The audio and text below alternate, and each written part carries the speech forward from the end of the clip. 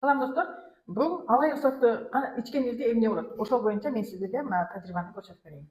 Bul uchun atayin iki suv aldim. Bir de stakanda suv bu qadimgidek ichib ko'rsatayın. Sok, aloe sok. И йод, qadimgidek apelsin йод. Jana iki vatный disk sponja nimalar aldim. Endi ushlar bo'yicha ko'rsatib bereyim. Mana iki qadimgidek suv. Endi men sokni qo'yayin. Aloe sok. Men sizlarga ушул өзү алоэ ичкендер бар, ичпегендер бар. Ошолордун организминде кандай өзгөрүүлөр болот? Мына ал үчүн мына йодду алайык дагы. Йодду бир стаканга куяйын. Кадимки себеби биз бул жерде точно немени билишибиз керек да. Салема. Адамдар эртең менен мисалы мен только суу ичип өзүм очищение кылам дейт. А биз алоэ ичкендер кандай болот? Мына бул биздин жаратылышта мисалы токсиндерди, шлактарды алып атабыз, туура эмес тамактануудан алып атабыз. Баардык токсин, шлактар мына бул болсун. Мына бул биздин организмибиз.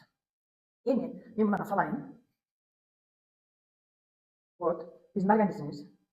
Мына шлак токсинге толду. Эми биз айтабыз, эртең менен дайыма суу ичип өзүм тазалаймын. Бир эртең менен таза бир стакан суу ичем дейбиз. Мына суу ичкендегиге салайын. Эми мен мынага салайын.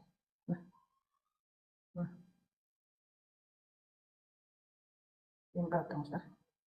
Кандай болот экен? Биз алоэ ичкенде шлак токсиндер кандай тазаланат? Суу ичкенде кандай болуп тазаланат? Мына дагы бир сыйра. Эртең менен суу ичем мен токсиндерин тазалайм, шлак токсиндерин тазалайм дейт. Мына көрдүңүздөрбү? Биз мына экинчи дагы мына алайык. Бул биздин организмибиз клеткаларыбыз. Например, күнүгө суу ичип жүргөн адам, мына кадимгидей таза суу ичип жүргөн адам, а бул алоэ ичип жүргөн адам күнүгө. Эми экөөнү тең алып, биз суу ичип жүрөбүз и алоэ ичип жүрөбүз. Эми биз дагы туура эмес тамактануу кылабыз, шлак токсиндер болот, неме болобуз, ошолордун ичинде эми биз мынага салайын.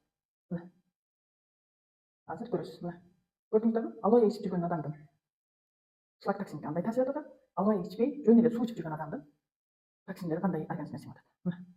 Мына жерде кичинекей калды да, ошо уже алоэ.